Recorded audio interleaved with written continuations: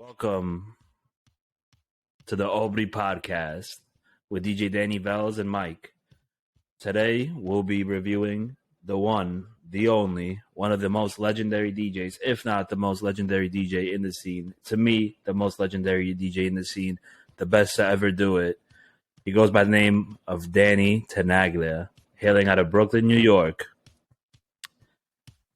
Danny Tenaglia has been a staple in the New York City scene for over, I have to say, 4 decades now. And so many different generations have been impacted by his music, by who he was, by his personality, by his different worldwide appearances. It's not only the New York scene that's impacted by Danny Tenaglia, it's the entire world. To me, as I said, I think he's one of the most legendary DJs to ever do it. He is the DJ's DJ. Today we'll be reviewing the beginnings, the start of Danny Tenaglia, his career, his productions. We'll be reviewing some productions. There will be a debate if he is the greatest of all time. I don't think Danny will win it because to me he is, and there's absolutely no beating Danny Tenaglia. It's a mind, body, and spirit experience when you go to him and you go listen to his music. And to this day, it is a timeless experience when you go see Danny Tenaglia. And we'll finalize it with a bit more of tracks that we've, really love from Danny Tenaglia. So, Danny Tenaglia. Nice, I like that. Yeah, you see? We got the elements. Welcome. Well, that's what he is. He's the element of the house music scene. He is every single piece. Where was the first place you saw him DJ at? And how old were you? Well, that was my first party. I mean, I've been a house music fan. I've listened to Jonathan Peters, Louis DeVito, all the different DJs through my youth, through middle school. My sister was going to all these parties, bringing back CDs, and I listened to them. And Benny Benassi, too, when he first started out. But my first real party I went to, my barber was telling me, he's like, yo, you got to come to this party. It's Danny T's 50th birthday. I got tickets. Come through. It's going to be at the Best Buy Theater. And I took my friend Lawrence with me, and I had, to this day, that is the best party I've been to my entire life. Went there completely sober to clear any doubts. A lot of people love to say a certain party because of a certain experience they had with some, extra influence, if you will. But I went there completely sober, stayed until 10 in the morning, went straight to work, and I saw and heard the real Danny T performance, the microphone game, the dancers, his persona behind the DJ booth, him talking to the crowd, him playing timeless classics, some edits I've never heard again. And I've seen Danny T, I think I'm nearing into the 50s range now. I see him at least on average 5 or 6 times. But to me, that was in 2011, so that was 11 years ago. But it was legit, to this day, the best party. And I've seen him all around the world, and nothing ever beats that party with Danny T. And I feel like that party, I think like everyone that gets in the house music scene, there's, they come in and out, they have the love for the music or they don't, or they like doing drugs or they don't, and they kind of associate doing drugs and having fun with those parties, right? But you always chase the best experience of your life that you had at a party. I feel a lot of people do. That's why they always say, it's always like a gamble. You always say, oh, Danny T's in town, I gotta go see him. It's gonna be like the first time, And there's times where he disappointed me, and there's a period of time, I guess, period of years where he did when he started playing techno. But I think I constantly chase, and I think he's the one that really influenced me to be a DJ, to be more creative as a DJ. I honestly get so inspired when I go see him, and I could really analyze DJs playing and know what's going on. And with him, it is like something that it's impossible. Is it an edit? Is it a live edit? I could never tell. But he's always so flawless. But what about you? When was the first time you've seen him? First time I saw him, I was 18 or 19. And I remember this night clearly. So I went with a bunch of friends to Webster Hall first. And we were going to go see, because Vinyl opened at 4, or he got on at 4. So we went to Webster Hall first because we were under 21. That's the only place we could get in. So yeah, I was 19 because it was 19 over to get into Webster Hall. And then left around 3:30, and we drove down to Vinyl, and it was in the I think that was Soho at the time. You know, where it was like Prince Street around there. You know where the where Canal Street, like where Brooklyn Yeah, Bridge lets off, Canal Street. So it was like yeah, down yeah, Canal, off of one of those streets. And I remember getting there. It was like one of those streets back in the day in New York City. It's dark. It's like an alley. It's a tiny street, and there was a line down to the corner, and it was like 350. And 4 o'clock, they started letting people in. It took us about 20 minutes, 25 minutes to get in. There was so many people outside. And as soon as you got in, man, it was just like, it was jam packed in there. And it was a whole nother world. And from where we were standing, because I didn't walk the entire place, but it felt and looked pretty small. And DJ booth, front of the dance floor, big dance floor. We were to the right front side of the DJ booth, and we stayed there till about 9 a.m. And I mean, it was great, especially back in those days when it was Jonathan Peters and Tony Draper. Jonathan Peters Saturday nights at Sound Factory, Tony Draper at Exit Friday nights. So Friday night, Tony Draper, he played that, like, I don't even know what you call it, but it was like that techno that was like dong dong dong dong dong dong. It was that kind of techno back in the day. And Jonathan Peters had, you know, his style, a lot of vocals and melodies. So hearing Danny Tenaglia, to me, after hearing so much about him, was like something so different and out of this world, because I've never heard a DJ play the way he played. House music, vocals, groovy, a little bit of techno mixed in there. And I don't know. It was I've been to a lot of parties, and you go to so many parties that it's all kind of a blur. But then there's certain parties you remember because they were so good, and that's definitely one of them that I remember. That party at Vinyl, and just going to Vinyl because it's so historic. I'm happy that I got to go, and then it shut down. I think a year later, or turned into something else. They named it something else. I forgot what it was, and then ultimately closed down because, you know, they started making apartments there. People were complaining about noise, and closed down. But happy I made the it there. Tribeca area. You know what I mean? The Tribeca, development, the development. I mean, just to that point, Danny Tenaglia has always been synonymous with Club Vinyl Arc, like the logo, the crying face, The horse. the horse. That equals Danny. You know what I mean? Yeah. That I wouldn't say he built his legacy there, but a piece of his legacy was there. He's known for his marathon sets, which you got to experience, right? Leaving 9 a.m. probably was like rookie hours for them. Yeah. And you do that week after week, right? That's kind of when it closed down. I feel like that was the beginning of the end of the residency in the city. The residencies within clubs, going to see the same DJ or having the same experience, right? I think it was kind of a domino effect. Obviously, you had Sound Factory close, Crowbar, Twilo, this spot. Arc Vinyl. Mm-hmm. It's kind of the beginning of the end, but to the point of his sound, it's really, to me, just so unique. I mean, I'm not, everything is based on opinion here, right? To me, I think it's really the best sound, the best combination of sound, and the ability to switch and commingle all of these genres and within one setting just give you such a crazy experience with him. I think that's what makes him so special and sets him apart forever from every other DJ. Like, I'm not sure. Some DJs have proteges. They train a lot of different DJs. I don't think there is a protege to Danny Tenaglia. Yeah, I don't think there's somebody that you could say, oh, it's like he learned from Danny T and he's now like him, like a protege, because he's so different. He plays so many different styles. You can't really emulate that because you never know what he's gonna do. So, yeah, there is no protege.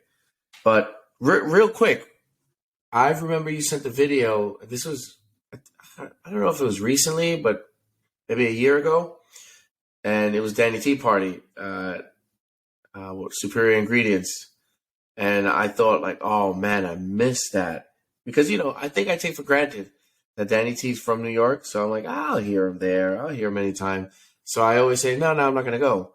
But when I heard that video that you sent me, and then you said, like, that was the best party of my life. I've never heard Danny T play like that. I've never heard anybody play like that. I felt like I did feel like I completely missed out on that. I wish I was there.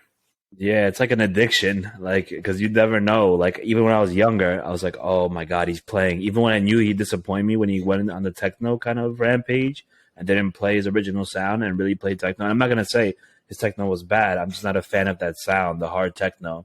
Like, his techno was really like, some next level shit. But like, that party was really, really dope. Out of all the many that I've been to, it kind of gave me that feeling that Alpa used to have for the Christmas parties or the Heart and Soul parties, which they had throughout the year. Sometimes they do it for the vinyl reunion. Sometimes they do it for, his birthday.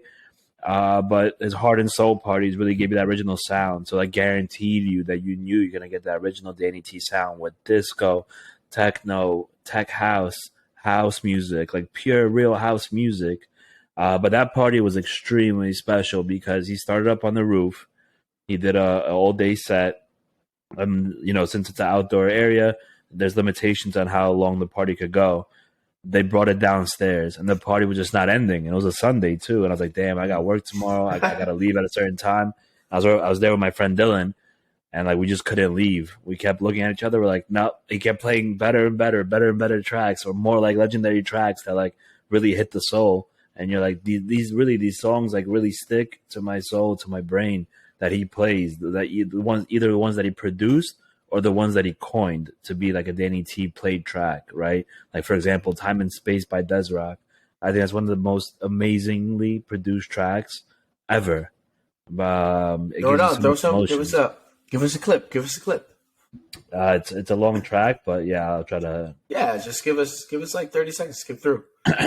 But yeah, there's a video of me. I was looking through my Snapchat history during the Christmas Heart and Soul party before the pandemic. Me just like yelling, woo, woo, going crazy about it. Send that to me. I want to see it. Too bad we can't put it on the pod. Oh, I mean, yeah, that's for Snapchat only. But yeah, I think this is like really any person that's a Danny Tenaglia fan will really tell you that this is one of the most legendary tracks. And there was a time where people were like, that's what I miss about the early scene of New York City. People would trade tracks. They would get USBs from other DJs. They would, there was always this kind of barter of music. And I went through like hell and back to get this from my friend who didn't want to give it to me, but eventually he sent it to me. And like, I have it in the crates, but to me, I think it's really like one of the best produced tracks. And when he plays it and he puts edits and he puts like elements, vocals over it, like it just like blows me away. So what does he do? He didn't produce his track. He just plays it? No, Desrock released it on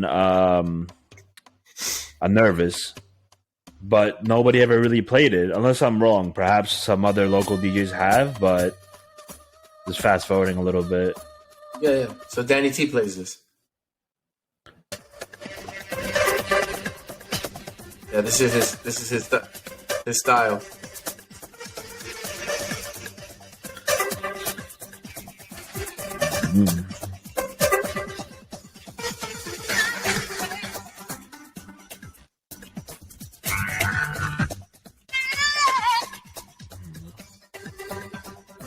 And then he'd put like some elements vocal over it, like blazing, some next level shit, and you'd just be blown away because it's just like, holy shit, it's just too much of Danny T.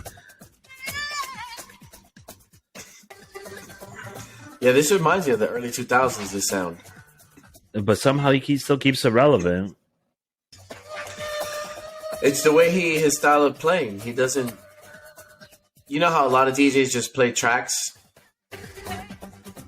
Yeah, I mean, they just play tracks that were produced that go with their sound, or they create like some like default like sets, that they'll play for certain sets. If I'm outdoors, I'll play like this. I'll play the same old set, or I'll switch it up a little bit, throw in some new tracks I found into the set, and mix it in or match it by key. How people do now, it lost its essence. You know what I mean? Like back in the day, right? The funny part is that like when I first started seeing him, he played on CDJs, right? That's like old school. They didn't really like Tractor was very popular then. Tractor's been around for years now. I'll say it's nearing like 20 years plus.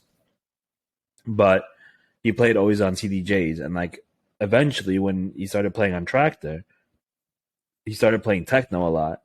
So I always associated like him playing on CDJs and then like playing that sound that I love from him. And then if I see the laptop pop up, like for example, when I saw him at Apocalypse in New York, when they had Victor Calderon open and then he closed it the second half for the New Year's Day party, I saw the laptop. I was like, fuck, I'm about to leave. You know what I mean? And then I saw boom, boom, boom, boom. I was like, fuck, man. Like, I was mad disappointed. I was hoping it's going to be some crazy, like, New Year's party. But I actually went to a New Year's party at Broken Mirage in the circus room with him, and he played exactly how I wanted him to play. I'm telling you, it's a mind, body, and soul experience. One of my goals, really, before I'll never really hang it up because, you know, I'll be DJing. But what I really want to make it a point to do is go to Stereo and see him at Stereo. And he's there this Saturday. I'm so down to go and experience that. He always keeps like kind of telling everybody, please come. He made a bus trip once from New York with all like Danny T fans. And I was about to go, but I was too young and broke because it was like $500. I was like, yo, I don't have no money. I can't go. I joined this group. All these like old people are hitting me up like, yo, you coming? Blah, blah, blah. I was in a Facebook group with them. Like, oh man, I want to come so bad, but I got no money. And they're like, kind of like, I think they were going to like help me out. But I was like, yo, I can't like have nowhere to stay or stay with some like house head weirdo, like in his 50s. You know what I mean? Like in the same room. I'm not trying to do that. But yeah, there was a whole bus. He came on the bus with them. And it was a whole like little extravaganza to come with him to Stereo. Like that's how much he cares about people. Like he says he compares it. His Stereo sets will compare to the closest you could ever experience in the early 2000s in New York or the 90s, you know? So, and now, I don't know, you know, the world's changing day by day. Laws are changing. Development is kind of taking a step forward over, you know, legendary areas. Who knows if Stereo's going to last? So I always get scared before, like, you know, if he's going to play there, I'm like, damn, is this going to be the last time? Yeah. I love... Not only Stereo do I love, but I love Montreal, man. And Stereo being in Montreal, they just fit perfectly together. But yeah, I've been to Stereo like 3 times, and each time was amazing. I mean, the room, like that, I think that's the best room in, I'm going to say, like, okay, other than Europe, and I've only been like to the clubs in London, that's the best room on this side of the world.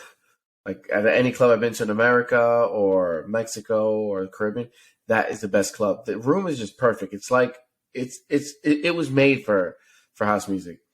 The lighting, the atmosphere, like it's perfect. And then so the booth is a little bit high up, and then there's a dance floor in front of the booth, and then there are steps, and it's like a grand stairway that go up into like a mezzanine area where you can sit, you can dance, drink. There's a bar there. Then there's a bathroom in the back. Then there's the little room at Stereo, which is downstairs. And they have a party there before Stereo opens, because Stereo opens at 4 in the morning. So you can party downstairs. And that room is nice. It's pretty cool. But the main room at Stereo it reminds me of Sound Factory, when Sound Factory was Sound Factory before it was Pasha. That room was like a club. It was made for a club, made for house music, but without the stage. That's what it reminds me of. But I don't know, that place is just Montreal's, regardless of how whack Canada is, their government, Montreal is pretty cool. It's laid back. Inside the club, you can tell how laid back it is in Montreal, if you know what I mean. And yeah, I like it. I like it there. Opens at 4, goes late to like the next day. So like I never even made it that far. Anytime I went, I always left I think we left at 9, 10 o'clock the latest. When I went with Jerry, I think it was 10 a.m. But yeah, it was still going packed too. Yeah, I mean, I've been to Montreal, and I love it too. It's very European-esque. It's the French side of Canada, so it is kind of has that influence. I mean, I really enjoyed it. I really like that city a lot. It's just too cold for me. Yeah, but if you go to Montreal, you got to go in. There's something about it. You have to go in the winter so you can feel that cold. Yeah, but I'm saying everywhere I go, I'm like, oh, I could live here. And there, I was walking around. It was like spring. I was like, it's beautiful, but it's too cold. Like I'm looking around in September, it's like already like 32. I'm like, bro, I can't do Yeah, this. It's too yeah, cold. But yeah, I really want to experience that, and I get scared. Like this weekend is this Saturday. He's gonna spin there, and like, is it gonna be the last time? Will I really miss out on that opportunity? Like I know that's going a little crazy to travel to go specifically to see a DJ, but that's how it's not crazy. special his sound experiences with me. And like what you said before, a lot of nights to you are a blur, or like kind of you remember you say it was amazing. You remember some tracks that were played.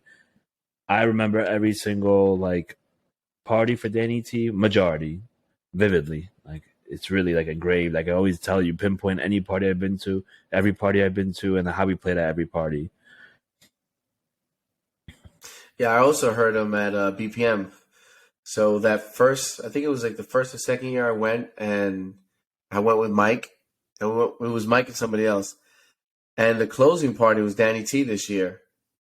And I'm not gonna lie, I thought, oh, Danny T, because it's BPM, you want to hear somebody from Europe, somebody different. And I thought, we have him in New York, we can always hear him.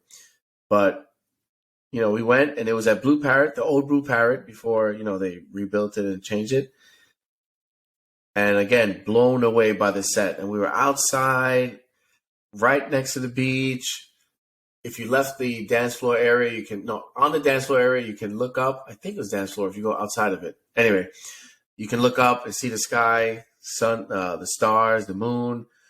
Danny T is playing an amazing set. He gets on the mic one or two times where he just like talks to the crowd. And that's last week we talked about Carl Cox when he gets on the stage on the mic, and he gets people amped up and hyped up. You're like, oh shit, Carl Cox, he's on. When you hear that, oh yes, oh yes. Or right before the drop, oh yes, oh yes. And then the drop comes and he's dancing.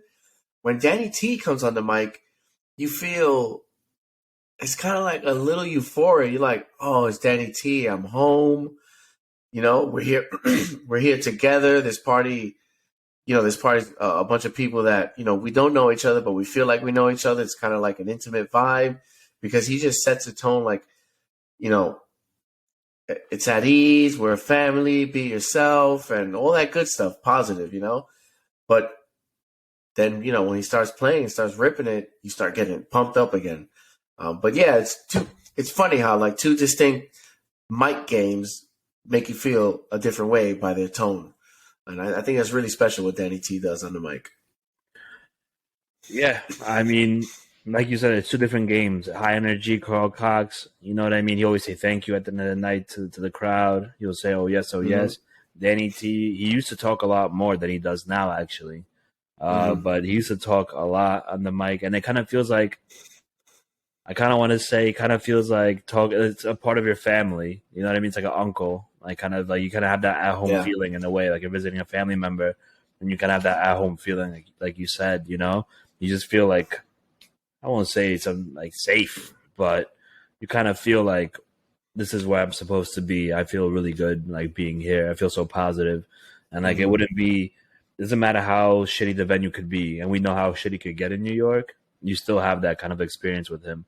It's funny you mention that because now that I think about it, I feel like he has kind of stopped talking on the mic so much. And now Mm-hmm. if I think about it, like not really. It's not so much as he used to. Mm-hmm. Like so, I know it's he used kind of to do it weird. at. I know he used to do it at Vinyl a lot, and like that one night that I did go see him there, I think he spoke a few times, and it's cool because he'll have something playing on a loop, and his voice is He'll talk over it. over it. Yeah. It's just perfect, and it always sounds like a same loop, but it's not. But it just works together, like bread and butter. But so one thing I don't want to debate about this, but we were talking about proteges. So I wouldn't say these guys are proteges of him, but I think not because they're from New York, but they're also on like a high level of notoriety and in the game. I would say the Martinez brothers would be the only DJs that I could think of that could not hang with him per se, but let's say you didn't know who was spinning, you didn't know who was in the booth, and they were playing. Depends on the night, on the type of night you catch them or where it's at. It could kind of sound like Danny T, because they come from New York where they played with all the old school greats, so they kind of learned that New York and that old school house sound, and sometimes they do play like that. Like when we went that night to Superior Ingredients, and they were playing with Joe what's his name? Caldwell. Joe Coswell, yeah. It was all old school, so it's not like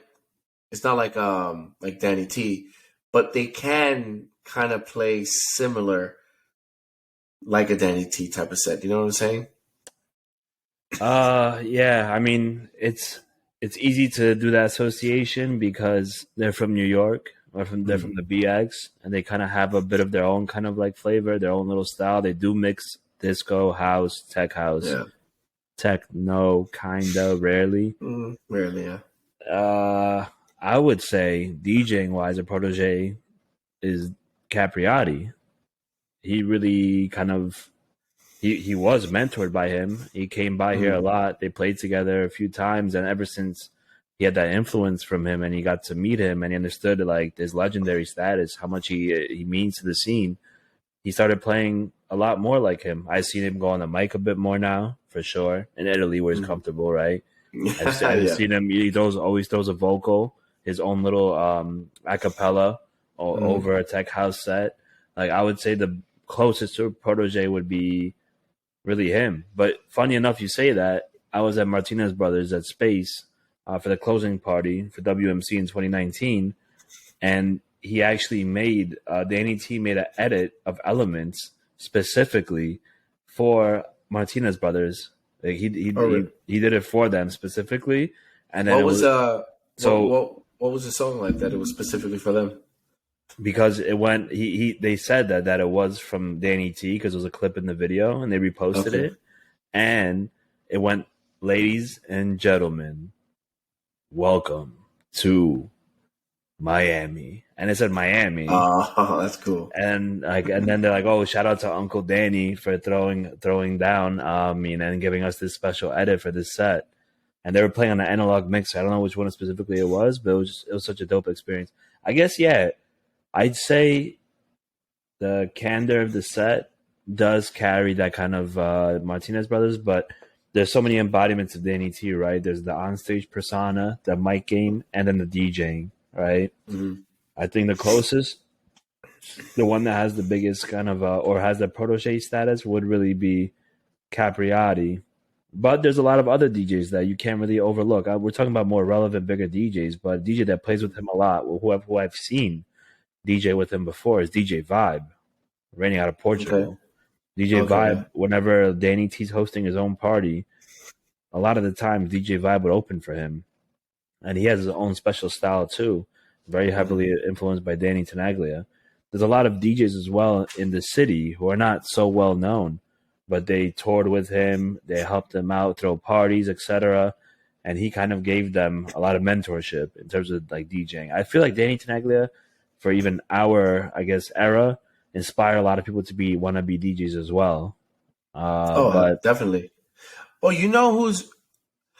I'm not sure if it's his protege, but I know he opened up a lot for him at Vinyl or Close. I don't know, but I know he played throughout those years when Danny T was playing. Bill Patrick. Oh yeah. Well, you can see they have a very unique sound. Bill Patrick has a very unique sound as well. If you really like take a look at his like catalog, his production, there's a lot of people behind the scenes that I feel have his influence and have their protege kind of capability, just don't have that fame or the level of fame for people to know them. But there definitely will come out in the future someone that will kind of carry on the sound and the name, I imagine. I mean, one thing I do hope is he releases all these special edits, all these special remixes, all this music to the public. He's very private. He's very secret. He doesn't share anything. You really can't come across really any of his tracks because I think it's more secret than like, I don't know, Area 50, 51 or whatever it's called, because literally you can never come across some of the things that he does. Some things are on the fly, but like, for example, Love and Happiness, nobody has that. That's crazy. I don't know. I think because he's old school and back in the day, DJs love to have edits that nobody else had, especially ones that they created. So the only way I see him maybe releasing a couple of those is maybe if he makes a special album. It has to be something special. Like he's not just gonna release it on Spotify or just put it on SoundCloud because it's an edit. So it might be like a special EP or album or something like that. 8 tracks or something. It has to be special. Everything he does, has meaning to it. Well, yeah, but then you can't really count on that because he just released Brooklyn Gypsy, and he's done remixes on some techno tracks. He's done Goa, Capriati. He remixes tracks. He's remixed a lot of like various little tracks, like here and there. It's kind of like subtle. Oh, also the Don't Have Your Back. I forgot what it's called. He had whatever, it doesn't matter. But that's one of his recent productions as well. But Brooklyn Gypsy took 20 years, he said, to make, like to get it perfect. 20 years with Nervous. That could be excessive, but it kind of shows the point of how much of a perfectionist he is. Some people will debate and say, what's wrong with this guy? Why is it taking 20 years to design a track or basically produce a track? But really design, I feel like he designs them as well. Like, of course, production is designing a track, but he literally wants to perfect every single piano key, every single chord, every single melody to go perfectly. And that track is like so perfect. It's so Danny. You listen to it, you're like, holy shit, this is just like an embodiment of who he is in his production. In the past, right, his debut album, Heart and Soul, because that's what I think some of his parties were named that. And a lot of his very different productions. I mean, he's a Grammy-nominated DJ too. That's important to know. Do you know what song it was? I had it in my notes, but I forgot. It's something that wasn't perhaps popular in our era to us, but it was pretty huge in that time. I mean, he's remixed Madonna, same as Victor Calderón, and a whole bunch of other DJs. Let's see. But, in reality, okay, it is, of course, how could it not be? Grammy nominated. I Feel Love by Depeche Mode. He remixed that? Yeah, best remix recording, non-classical, nominated result. Should have fucking won. Oh, we gotta put that on now. I see. Yeah, I Feel Love. Gotta put that on now. Give us a snippet. Gotcha. Give the fans a snippet. He actually closed his EDC set when I was there with that track, but he just used the acapella, and he had the voice going, "Ooh, I feel love, I feel love, I feel love." EDC where? New York? Yeah, the first one that ever came here. Ooh, what was that? 2010? No, I want to say 2011. Yeah, 2011 or 12, but he basically it was him, Nicole Modaber, Carl Cox, Cassie, Teeny, John Digweed, and then Danny Tenaglia, of course. He closed it out. And I think one thing we should definitely talk about is the retirement scare. Oh, yeah.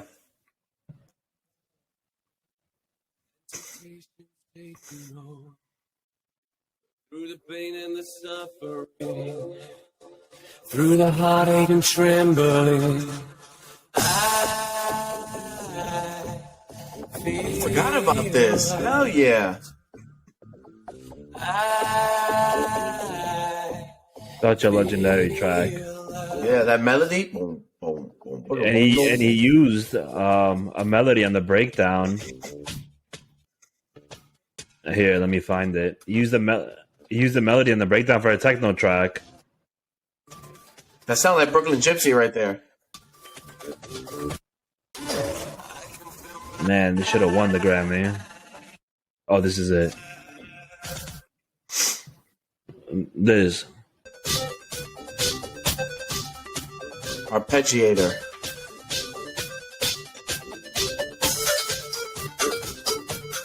Wow. And he used that for a techno track for EDC. You know what's crazy? That he closed with I Feel Love, the acapella, and then he actually used an element of his track, and he had like some techno track. To this day, you can never find it. It's like one of the most like craziest tracks I've ever seen him play. There's a video of it, but it's very poor quality on YouTube. This is a great closing song, man. It's perfect because it's euphoric. Everybody's happy. It's a great way to close a party, close the stage. That's crazy, definitely, man. That song. I mean, definitely. And the Pesce mode, legends. Two legends coming together on the track. That melody, boom, boom, boom, boom, boom, boom, boom. That's so Danny T. That's so Danny T. I want to take that and sample it and see if I can do something with it. You know what's interesting? Like, I have majority of his catalog in my crates, right? But I feel scared to play his music, and not because you can't mix it. Not scared, but reluctant to play his tracks. I mean, I have some real like heaters from back in the day that I have in my crates. I'm not really. There's one track that I always play that when I DJ, but I feel like playing Danny T. So many people played his tracks in the early days of like the explosion of wanting to DJ in like, I guess, in the scene in the United States or in the world, really. When Tractor opened up the world a little bit, you could do it from your PC. You don't need, a lot of equipment. You could really just use your laptop, etc. Mm-hmm. It's just kind of like, I wouldn't say that it's like a cheat code. It's like I don't want to say it's gonna make it tacky, but it's kind of like, it's just like, oh, you played this, you know what I mean? Like, I don't know how to explain it, but like I always didn't want to play it because it's kind of like, it's such a banger, and like it's kind of like a cheat code to your set if you're gonna play one of his music, one of his tracks. I don't know how to explain it, but I feel like I know what you mean. If you play it, it kind of just like people think, oh, like you only know like Danny T, or you're really like forcing the track, like but. That was early when I started DJing. Now I don't care. I'll play it anytime. Yeah. But I felt I had that sentiment, earlier. I felt like it was just like a cheat code. I feel like everybody always mixed Danny T tracks. Like growing up, maybe it was my friends group that did it. But perhaps I just had that kind of like, I was reluctant. Not that I was scared or anything. I'm ready to go always. And there's one track that I always play by him that, I love to death. But it's always a great like party kind of banger. It gives you that euphoric feeling that, Danny T does. Mm-hmm. I want to play this track now. Yeah, I mean, such a good track. There's so many different like remixes and tracks that are kind of just unknown. You got to come across them. You get them from friends. He sent them to someone. The crates. Yeah, exactly. If I ever opened my external hard drive, I had everything from him. That's such a diehard fan. To this day, I still am. But I used to like really like do some like spy shit to find his tracks. Mm-hmm. But really going to what I mentioned before, like his retirement, like that's kind of in the full swing of like, kind of my, like being a fan of his, and this kind of goes with the EDC element. Like, I guess he had a horrible, and kind of, it's an important segment, kind of like DJs and fatigue. And like, everybody thinks that the life of a DJ is so amazing, right? And he really did achieve so many accolades, and he had an amazing, amazing tours, amazing residencies, amazing experiences. And people think it's just the best, to us at least, perhaps it would be the best job ever, You get to travel the world, you get to play music for people around the world, you get to produce music, you do what you love, right? But I guess, just fatigue in DJing, and when is it like enough? Like, when do you throw your hands up? And for him, it came to that point in 2012. I guess so 2012 was EDC, the first one. But, it came in 2012 when he was touring and somebody like stole his laptop. He lost his USBs. And then, he had a hard tour. It was a lot of travel. And he basically went on a whole Facebook rant. And, he said, that's it. I'm done. I'm canceling all of my next shows. The next party, which will be Pasha for Vinyl Reunion, will be our last one for a little bit. Like, basically, people took the message as him retiring, And I remember. I forgot, because his Facebook used to be like a diary, and he used to write out about every single DJ set and tell you about his experience. That's also made him like special. You know what I mean? That's like, cool. Yeah. All the DJ did that. I think that's super cool. Like, I think that's actually a genius idea for social media growth as a DJ. So good. Yeah. So I was just thinking, now that you say that, nobody else does that. Yeah, nobody else does that. All they do is just post pictures of the party, but they don't even write in the captions, tell me how it was. How did you feel? What did you think about the party? Yeah. And a good place to do that is not only on Instagram, but if you can do that on Twitter. Yeah. And have a nice follow there on Twitter where you write a thread about the party, that's amazing. That gives it another element outside of the party, and growing a fan base. You're like, wow, I fucking love this guy. He's talking to us. He's telling us how he felt through the party. I know how I felt during the party. Now I know how he felt during the same exact moment while I was there. So yeah, we'll start doing that after each party we do. No, I think so. You just take a video, and then if you do on Twitter, you post it on Twitter your experience. Mm-hmm. But then on the second slide in the Instagram post, you take that snippet, because now Elon's introducing the long form text that's possible there. Yep, and you just take a screenshot, boom, and then you put it in there, and then you have your experience, and then the comment section will just go off itself. Yeah. I think people develop just an ego, or don't think it's important, or people just don't care. But people take away, like look, we just talked about for half an hour, 40 minutes about various experiences, that we had, with Danny Tenaglia. These things get embedded in your brain. You really remember these things. I mean, it depends how much of a fan you are. You just come in passing, but a true fan would really appreciate it. And like, I guess he still does that in like short form, on Instagram, but the social media interest shifted from kind of Facebook to Instagram, Twitter. And now I think those two are kind of, Twitter still got there. Instagram's still up there, but TikTok is taking over, but I'm not on there. So I really, I don't know. You don't want to be on there. There is. No, exactly. It's apparently like some mind bending shit where you get addicted to it and stuff. I mean, thankfully, I'm not in that era, but it's not about me. But yeah, going back to the point about his retirement, I personally was scared. So I did whatever I had to do. I went to that vinyl reunion party. He played amazing as usual. I still stayed till the very end to see him DJing, because I really was scared I'll never see him again. And like, he really wrote like that long like essay. He's like, oh, I'm done with this shit. Obviously it's a little bit older in age. He's 51 at the time, let's say. I think, because 2011 was his 50th birthday. And you have so many experiences and accolades over 30 years. And like, I never really seen anybody kind of just like, well, some people perhaps done it in private, but he was so like in tune with his fans, kind of just threw his hands up and said, I need a break, and like, some DJs I think are scared, right? To lose their relevancy. And that kind of goes in line with ego. And he doesn't really have an ego. I mean, I may have that interpreted wrong. I met him in person. I spoke to him plenty of times in person, but he really does not carry ego that comes with the DJ, his fame. Some DJs do have an ego, and they would never write a paragraph about how they felt, whether it's like language barrier or not. Like, they really wouldn't write. They just post a picture of like a massive crowd in the back of their head. You know what I'm saying? But also, a lot of these big DJs now, they have somebody, social media manager. So it's not even them doing it, So that's it's just true too. Quick images, quick caption. It's like heartless. It's pretty sad, but it is what it is. That means there's room for somebody that wants to connect with their fans or new fans. There's room for somebody to make that happen. Somebody new. Exactly. I mean, that's what sucks also now. Like you said, the social media aspect, the social media managers, right? Now that whole conversation about how the split of a DJ is not musical talent and actual DJing, or like kind of just talent and DJing, or just overall talent. It's 70% social media, 30% your actual talent, right? And I think that kind of goes to show like the dynamic the scene is going now.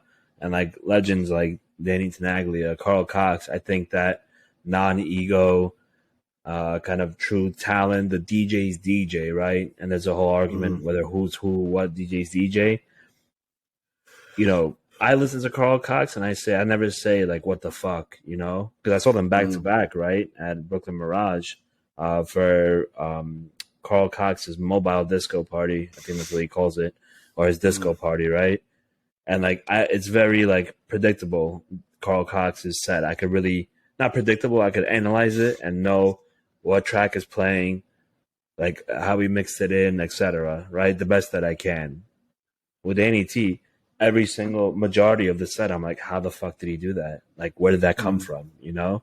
But yeah, that type of impression, I think, is gonna go away when they retire and they stop DJing. And I think it's gonna be, I mean, who knows if they'll stop DJing? Giorgio Moroder, was DJing at Output at 77 years old. So Yeah, who knows? Cool. But I think now that kind of that older dynamic, that kind of being in touch with your fans, lack of ego, really coming to your set with DJing, with just your skills, your tracks, and an experience, versus kind of just hopping up and down, playing high energy music, having constant engagement, getting woos and ahs, social media stories, showing after hours, showing big crowds at the back of your head. That's what's going to be left of it, and it's going to get even worse.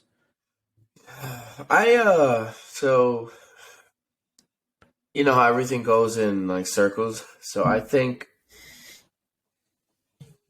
it's going to come back around where people care about, people care less about the jumping up and down and the videos and the snapping pictures, and just more and more about the DJ, not the DJ, but the music. Like, it might come around back to that, because I don't know. When are people going to get tired of posting pictures, looking at pictures on Instagram, posting pictures, looking at pictures, posting videos, looking at videos? Like, you're going to get tired of it eventually. And I think now with the whole creator market, where you can, these platforms where you can go directly to your fans, Bandcamp, for example, Jesse Perez does this well. He puts out tracks and remixes only for his Bandcamp subscribers. So people pay him, I don't know, like 10 or 25 a month, and he'll connect with them on Bandcamp, give them certain remixes and songs that he only releases there. So if you're a big fan of, let's say John Summit, because he has a big fan base, and he's only releasing special tracks for his Bandcamp members, you can make a lot of money from subscriptions on Bandcamp. Like, let's say he has 1 million fans. If he gets, 1% of those to pay $10 a month, that's 10,000 fans paying $10 a month.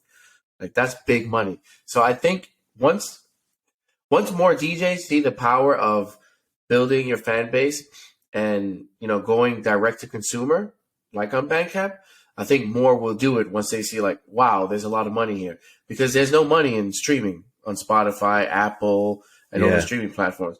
You can make more money releasing directly to your fans, but you have to give them something extra, maybe like a video chat once a week or once a month. You got to write to them. Like, you have to put in work, but it's better than, there's no career in just releasing music on Spotify, but you can have a music career releasing music to fans on Bandcamp. So I think it might go back into that, like, DJ to the fan to DJ, that connection with these creator platforms. So we'll see. Yeah, I think that's a great point, to be honest. It's also a vehicle for producers to make money as well, because it's really not the most lucrative job unless you're, like a John Summit or a Fisher, and like there's a lot of talented guys out there. I think Johnny Fimau also does that a lot. A lot of these DJs, producer DJs do it nowadays. They need to kind of monetize their production somehow. Of course, through a label, Spotify, etc. You get paid, but there's a lot of edits that come out that you can't really put on a label. And it's like, you have a decision. Am I going to put this out for free? Am I going to pump it out for free to kind of get my claim to fame? Or am I going to, monetize it and perhaps, have 5, Bandcamp, for example, charge $3 a track, $1 a track, 50 cents a track. Eventually, if I get a big following, then I'll start making subscriptions, etc. So, we have to really kind of see how the future pans out and how it kind of varies from these kind of old school DJs who paved the way for a lot of these guys, right? Because, like, if you think about it, this music is just like hip hop, just like I guess R&B.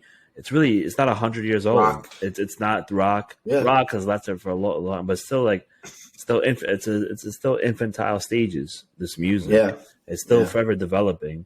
I think just the current climate of the world, just general thinking of people, the obsession with phones and social media, is just kind of putting this kind of like bump in the road. But I'm not too optimistic about it. I think you are a bit more, but you did put a great point out there. But you kind of you set a certain kind of like kind of a level of what you think is kind of just a baseline, which is just I guess 10% of what Danny T used to do in terms of getting in touch with his fans and being really like just one of you. You know what I mean? Instead of like ego, bringing your entourage, huge writers. You know, like that's what it is today, right? All the superstars That's crazy. have that. There's entourage. Riders, like, You have to fly the whole entourage out. It depends what party, what festival, what it is.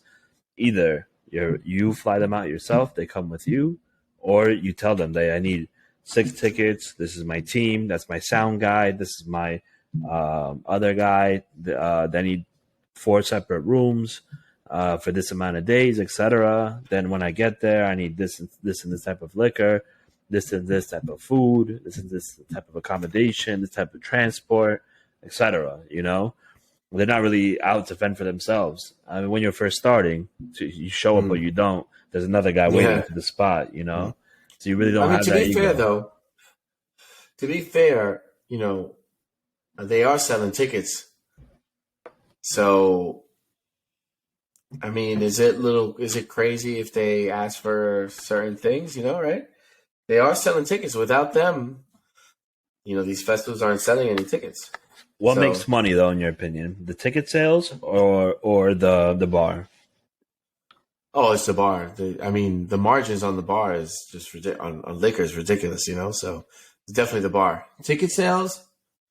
I mean, festival organizers, promoters, you know, they'll all say like, "We don't make money. We don't make money." So it's definitely not ticket sales. Ticket sales go to paying the DJ's fees and also probably the employees that work on the grounds. But alcohol sales is definitely where they make money, especially, you know, tables. Like Izu has tables, like all these places they have sections for tables now. That's what makes money, bro. Just think about it. One bottle, a liter Grey Goose, what is that in the store? I don't know. 35 bucks. Yeah. 35 bucks. You can get what, 25 drinks out of a liter, I think. And some of these clubs, they charge like 10, let's just say $10 in the low end, which there aren't drinks for $10 anymore. You get 20 drinks, $10, you know, like, and then they're not paying $35, you know, they're buying them in bulk. So they're paying wholesale. So, and then now let's say, you know, they buy it in bulk and they're selling them per bottle. But, you know, what are they paying? $300 a bottle, $10 bottle, like 3,300 times, like they're making. That's crazy.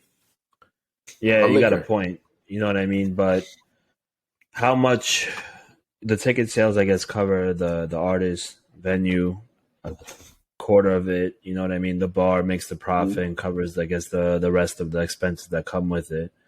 But nevertheless, right, they do sell the ticket sales. They do bring it, but that has nothing to do with ego. Nothing to do with ego. No. It has something to do with your demands. You're entitled to them. You worked your ass off to get to where you are. Sure, you want to do that. You'll see who books you, who doesn't. You know, you get to pick and choose. It's really, you know, it's at your discretion where you want to go, where you don't, you know. Mm-hmm. But the ego, I think, is really the biggest argument here, that there's a development of such a huge ego now with DJs, and kind of, you know, somebody like Danny T or Carl Cox, that's going to be a thing of the past, I think. You know, I'm sure there's a lot of humble guys. I think, you know, I don't see Martinez Brothers really having an ego, or Jesse Coloso or that camp, you know, but they don't even use social like that. That's the crazy part. They don't use social, and they still have a huge following.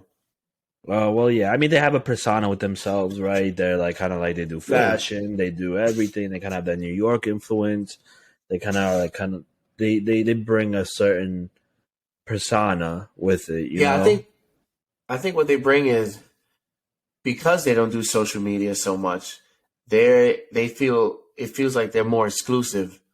So if they do post something, it's like, oh shit, it gets a lot of engagement because they posted.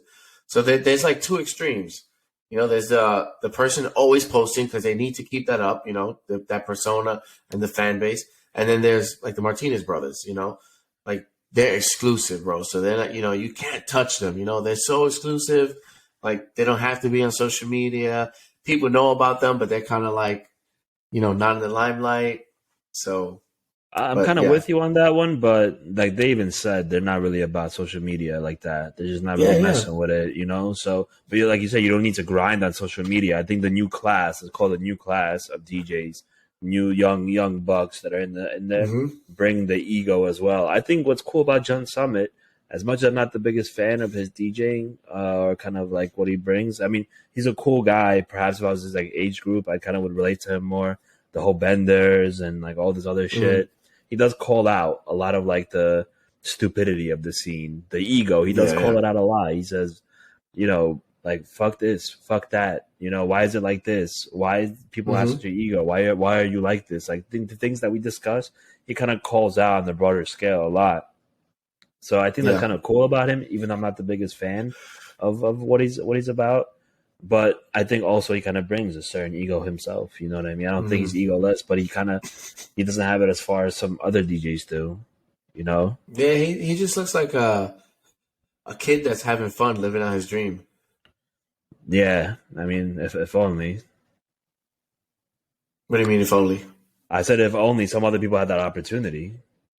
Oh yeah, but I mean he didn't make I know that one song La Danza took him Oh, la just danza, like yeah. blew him through the stratosphere, but he was producing before that. But I mean I don't know, but I don't think he was like grinding for 10 years and then blew up. I think maybe 5 years. I don't But he know was his big on backstory social much. media too.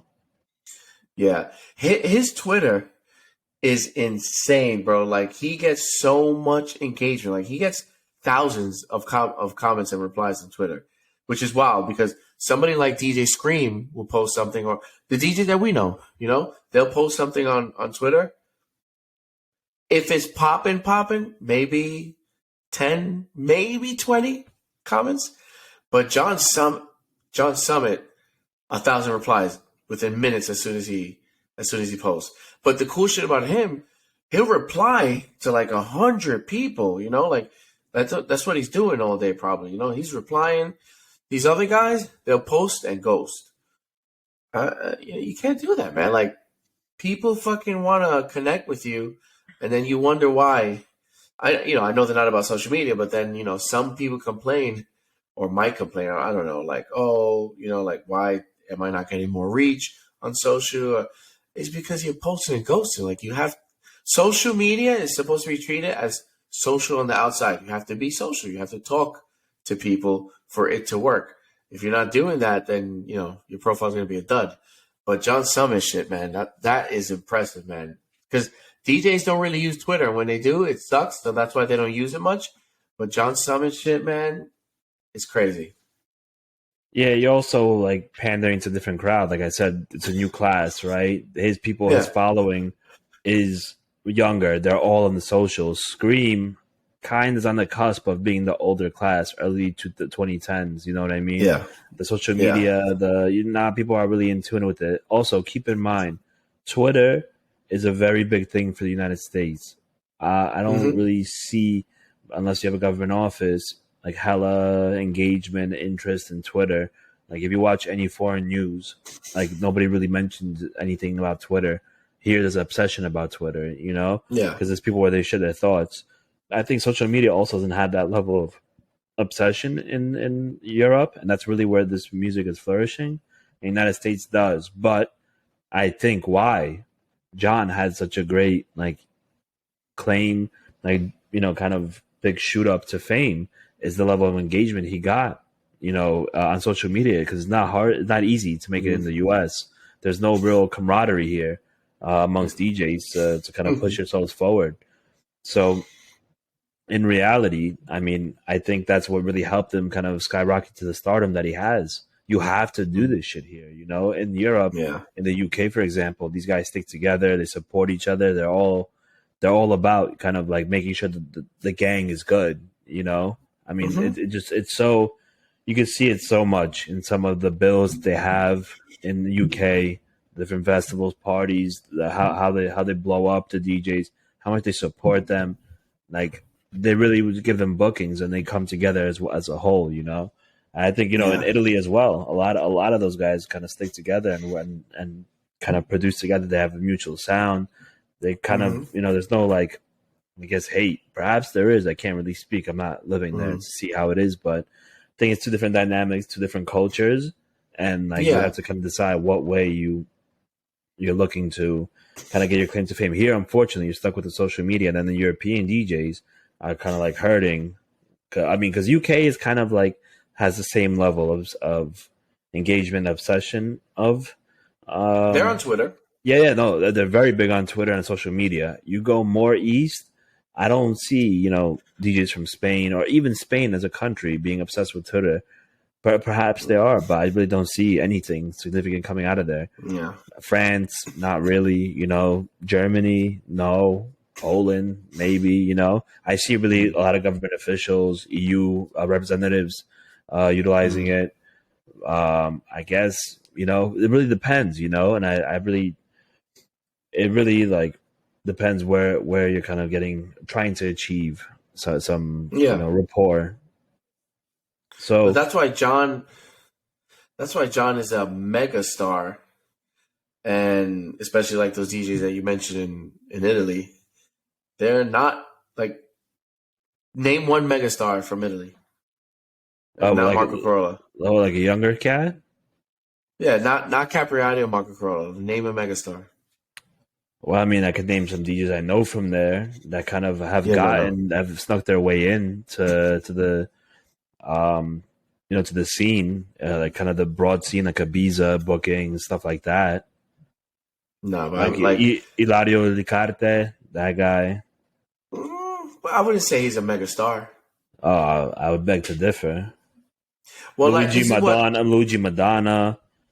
Yeah, but they're mega stars in like their in the scene. They're mega, and not mega. They're like probably B, but like John Summit is breaking boundaries. Like first of all, he's mega from America.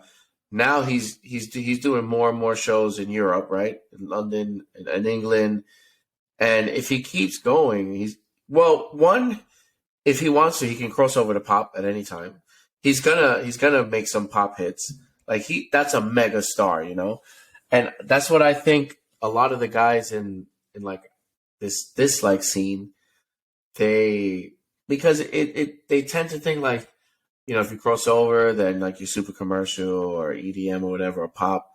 But I don't know how we got this far off, but what I'm trying to say is that John Summit knows how to use social. All his socials are popping.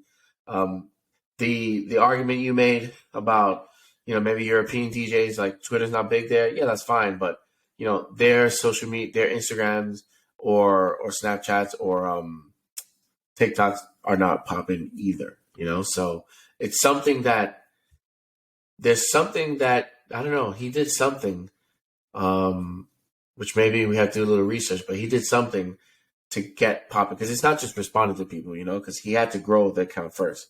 So I guess we got to do some research and see what he did. Yeah, I'll leave it at that. But just leave it up. One final thought.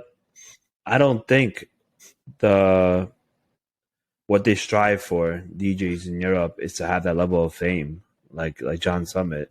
That obsession with kind of putting somebody on the pedestal and making them so major is really a United States, UK type of way of thinking, maybe Australia as well. Like they don't strive to do that. They want to just achieve that level of, I guess, kind of achievement in the scene within their music, Crossing over to pop doesn't really pop into their head because why do you want to do that? For sure it comes with money, but is it what you love? Is it what you want to do, But yeah, flipping it back over to Danny T, I guess, would you say he's the greatest of all time? I say yes. What's your answer? Greatest of all time. DJ. Oh, man. Oh, that's tough for me. Tough for me because I like Danny T, but he's not like my favorite DJ. No, but I'm saying greatest of all time. Aside from picking favorites, respecting the craft, respecting the creativity, respecting there's on all levels that come with the DJ, the creativity, all around. It's all around DJ. Is he the greatest of all time, in your opinion? I would say he's one of the greatest, but not the greatest. Amongst like Carl Cox, Marco Carolla, the Martinez brothers are young, but I'll put them up there. And then one other one is like for me,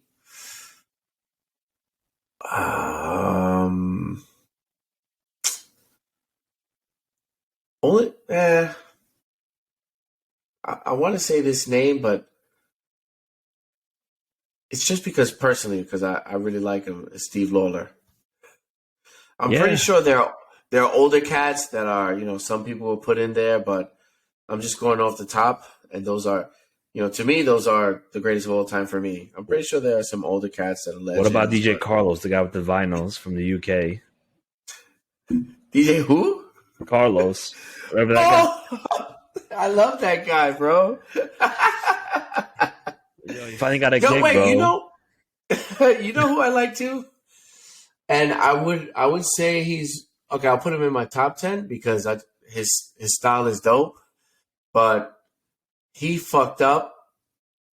I don't know if I guess it's ego, but he's not trying to be like Hollywood. He's just, I guess, asshole ego. DJ Sneak. Oh, I mean, that should be a whole podcast about his rise and fall. I mean, poor guy. I mean, I think he had a gig here in New York at Superior Ingredients, but I think he has a big ego. He did on Twitter. That's what happens. It's a blessing and a curse.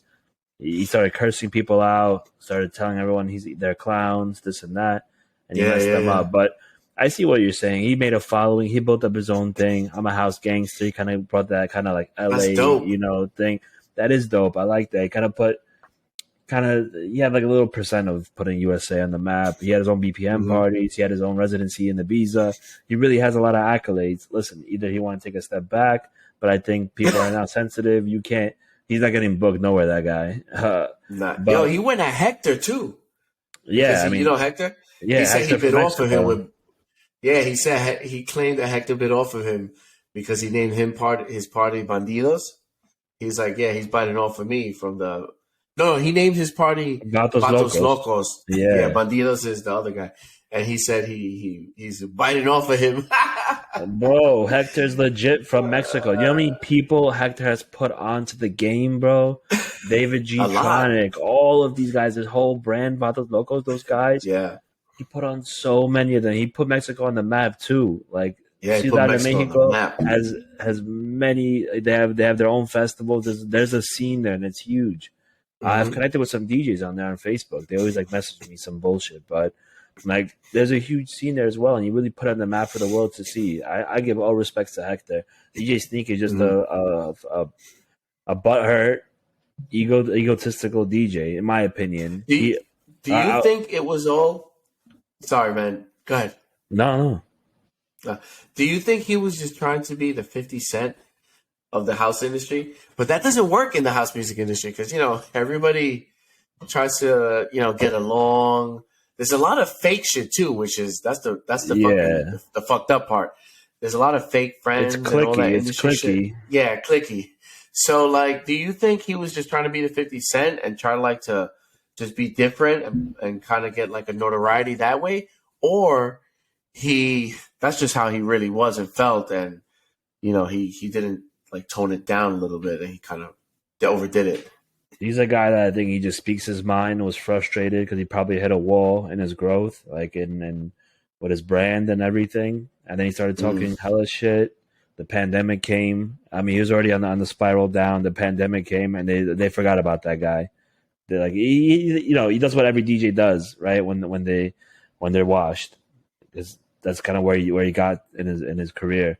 They do online streams, and their diehard fans will stick around and listen to that. But literally, I don't see anybody going on Twitch. I mean, I'm sure there's a community that's Googling DJ Sting to listen to him. I think he had a bit of an ego that came with it, but he also called out some real shit in the scene, But I think we should do a pod, the rise and fall DJ Sting. DJ Sneak. Yo, we should get him on the pod, bro. Bring back On My House Gangster. I like DJ Sneak. Fuck that. We could do that. I mean, listen, I could have my opinion. You see, we could disagree here on it, but to disagree some more. To me, Danny T is hands down the greatest of all time. The DJ's DJ.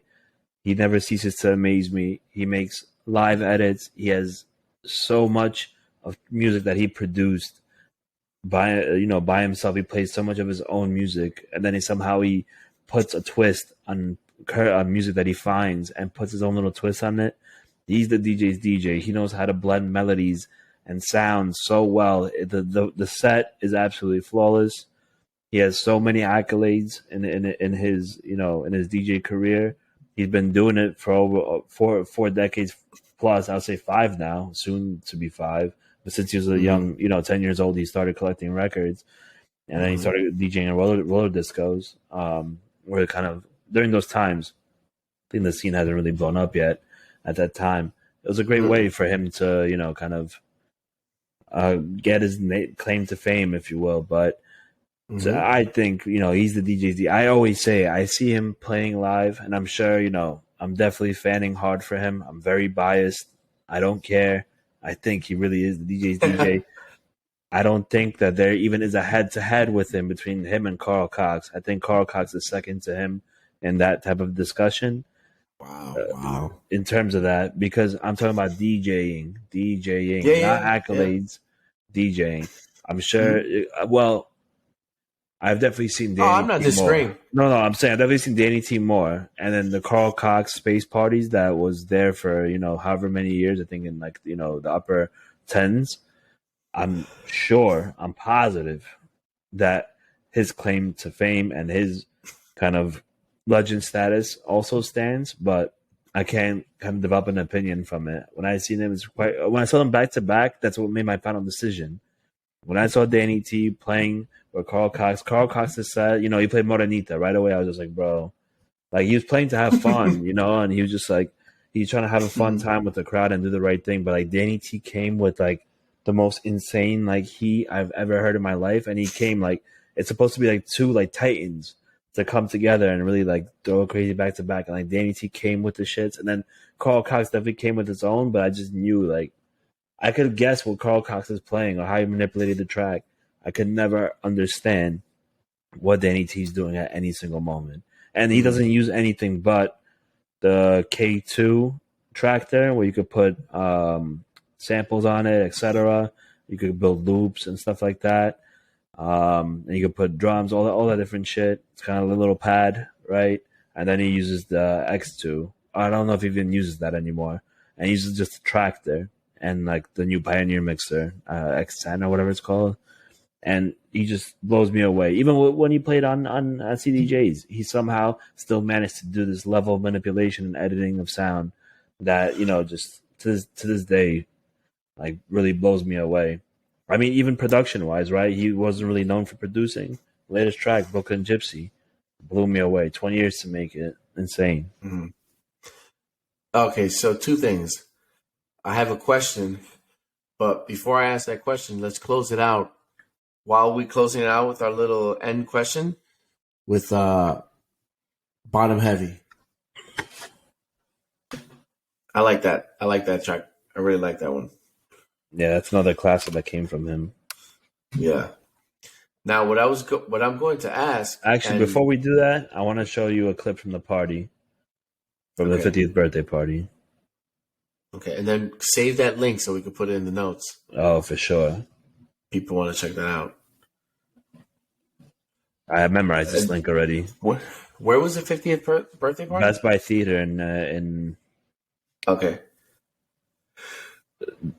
Like this just goes to show. I remember that too. Like it's crazy. That was 11 years ago. I had a paper ticket. That's how the hell, like the ones that you would get at the movie theater. Wow. Yeah. Wow. So.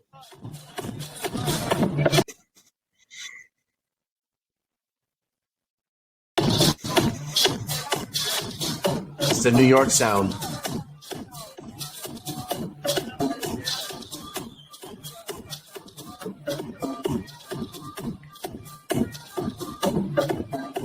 Back when they still had stage shows. Dancers, all that. Wow. Yeah. They got to bring that back, the dancers.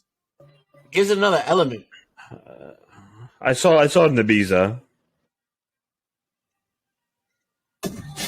Oh, damn. Wow. Connection issues. That's all right.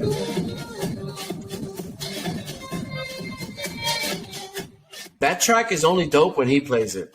I don't think anybody else can play it the way he does. Well, he made his own edit, right? It's, yeah. That's why. It's like the hem do a say, whatever, and then I forgot what it was mixed with. I know he mixed those tracks. He made an edit with those two tracks to put together, but yeah. That wasn't the video I wanted to show, but there's one where he kind of cuts out. Yeah, it's so crazy. He basically cuts out. A track is playing, and it sounds like a vinyl rip. You should mute that. Try YouTube Premium. It sounds like a vinyl rip. You know what I mean? Like it goes, and then he goes on the mic and says, "Oh my god!" and he starts talking to the crowd. I want to use that like a perfect example of what makes him the DJ's DJ. Like, bro, I think he was playing Nitrous Oxide, and like that rip is the vinyl rip sound is not in the original track. He fucking edited it and he added that shit and went whoop, and he goes, "Oh my god!" Like, welcome to my 50th birthday, etc., etc. Like that right there just tells you that he's like the DJ's DJ. Like, just to me, it's like, you know, I don't even understand it, but. So what I was going to ask is, you know how they say Ibiza is the pinnacle, and all the great DJs either, you know, DJ there a lot or have residencies in their own parties. Do you think that's a knock, like a point off for Danny Tenaglia because he never had a residency there? Or he never had his party there? I'd have to do some research, but I'm like fairly certain that he did have a residency there. Yeah. Okay. We have to check that. I'll have to check that out, but even though if he didn't, what does it matter, right? I think Ibiza had its growth and interest and like was like the mecca for house music, and it has been, or just mecca of hedonistic behavior for so many years. But like the residencies there, I don't know. It was just so common to obtain. You know what I mean? Back in the day, you kind of didn't have that much variety in the clubs to say, okay, you have this one, you'll have that one. You'll have to have a night in space. You know, he had residency. Lower that a little bit. So it looks like he had a residency at Space 2018. Yep, first weekly residency during the summer season of 2018 at Space Ibiza. All right, there you have it. Yeah, yep.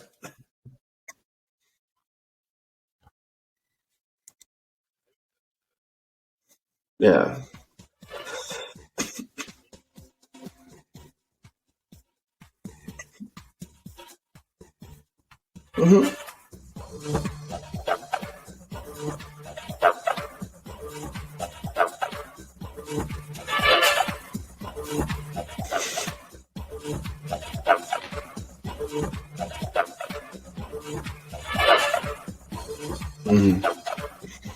All right, yo, this was another good show of the Spotlight series. Who should we do next week? DJ Sneak? All right, DJ Sneak. So next week, we're going to do DJ Sneak. We got to do a lot of due diligence and research for that one. But, yeah. Well, we're going to bring DJ Sneak back on the map. We're going to do it for him.